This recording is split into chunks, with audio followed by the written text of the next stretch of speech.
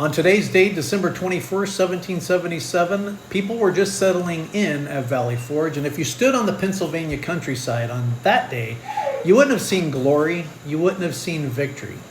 What you would have seen is exhausted men, barefoot, hungry, and sick, marching into what many believe would be the graveyard of the American Revolution. This was the day that Continental Army arrived at Valley Forge. Nearly 12,000 soldiers actually followed George Washington into the winter quarters, and morale, as you can imagine, was dangerously low. Some men left bloody footprints in the snow because they didn't even have shoes to wear. Food, that was an issue too. It was hard to come by, and disease was everywhere. Desertion was a real fear, and yet Washington chose this place on purpose. Now, Valley Forge sat close enough to the British, who occupied Philadelphia at the time, that would keep pressure on them, but far enough away to avoid any surprise attacks. It really wasn't meant to be super comfortable. It was meant to be strategic. And here's something that most people don't realize. This wasn't just a survival camp. It was where transformation took place.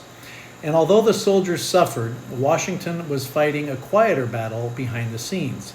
Congress, still an issue, were divided. Supplies were not managed at all, and some even questioned whether Washington should remain in command. And during this same period, Benedict Arnold, still officially an American soldier, signed an oath of allegiance to the United States. And it's one of history's sharpest ironies, knowing what would come later on in his treason.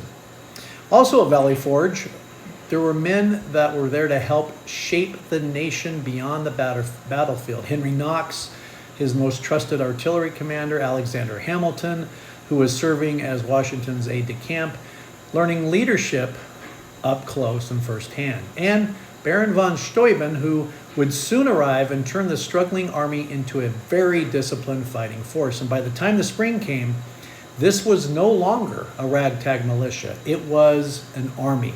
So today's date isn't just the beginning of a winter encampment.